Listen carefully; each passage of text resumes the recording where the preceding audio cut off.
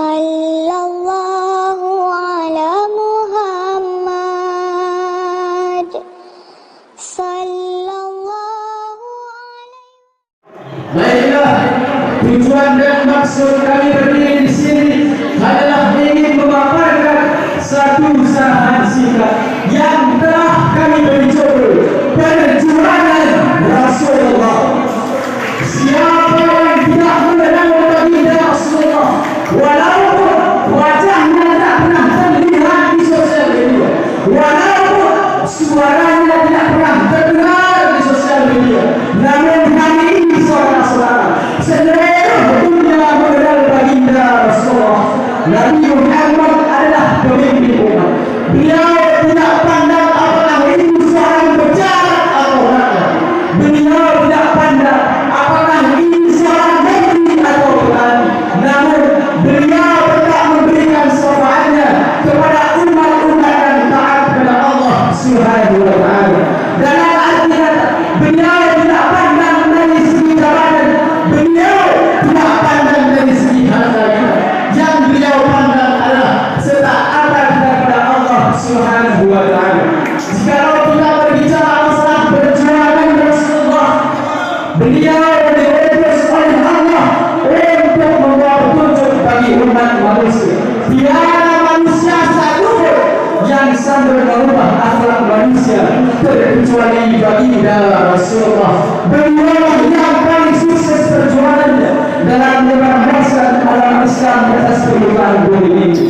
Beliau mampu merubah akhlak manusia dari akhlak yang tiada menjadi akhlak yang berada. Dari masa jahiliyah, jahil dari agama Allah, jahil siapa yang disembah, sampai pada masa Islamiyah tahu siapa yang disembah. Dari masa yang terhubungan kejauhan, kekerasan, sampai pada masa yang penuh dengan ketenteraman. Beliau juga seorang pengasih sayang yang luar biasa, saudara-saudara.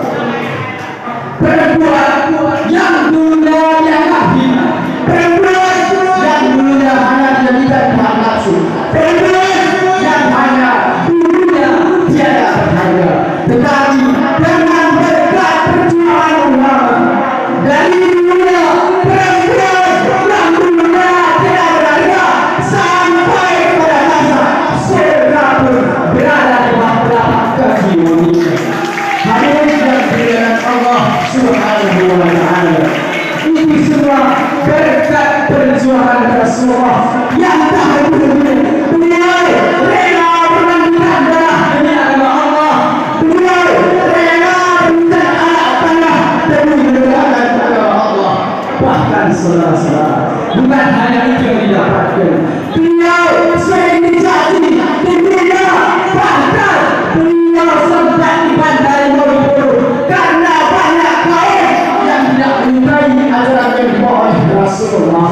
Bahkan di saat beliau hendak beribadah kepada Allah, lagi-lagi saudara dicaci, dibina, bahkan saudara beliau sempat dilempari dengan batuan, dengan kotoran saudara-saudara. Tetapi ingat, ini Rasulullah, ini kekasih Allah, tidak ada gentar dengan hal demikian saudara-saudara.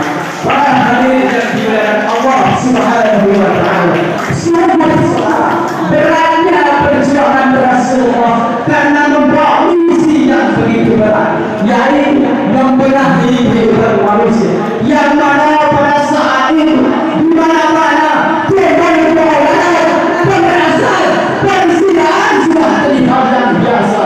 Di situasi yang disebut dengan zaman jahiliyah, umat manusia benar-benar berada dalam kegelapan.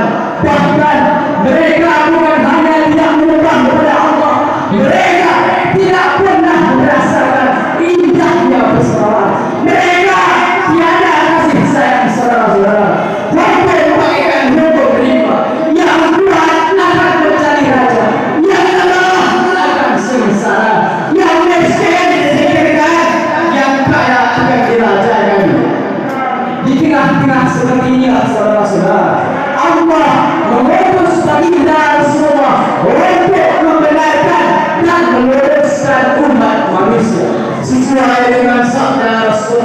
innama bu'ithtu utammima makarimal akhlaq. Hanya saja kata Rasulullah, aku diutus hanyalah untuk membenarkan, meneruskan akhlak-akhlak manusia. Para hadirin yang dimuliakan Allah Subhanahu wa taala. Hadirin yang dimuliakan Allah Subhanahu wa taala, dari yang di atas dapat kita simpulkan bahwa kita sebagai umat Nabi Muhammad pantas dan wajar bagi kita semua untuk mempertahankan apa yang diperjuangkan Rasulullah. Beliau anak, istri, harta, jiwa menjadi korban dalam gerakan agama Islam. Tetapi telah sampai di akhir zaman, kita telah merubahnya dengan salat kita, saudara-saudara. Hari ini mungkin banyaknya mengenai Rasulullah, hari ini mungkin banyaknya agama Islam, tapi tidak mungkin, tidak akan pernah terjadi, tidak mungkin terjadi apabila perjuangan Rasulullah dari masyarakat, dari zaman ke zaman mulai dilupakan, maka tidak mustahil keturunan kita akan menjadi orang yang kafir, saudara-saudara. Para sahabat yang dimuliakan Allah Subhanahu wa taala, umat sekarang ini seakan-akan mereka ingin kembali ke jalan jahiliyah.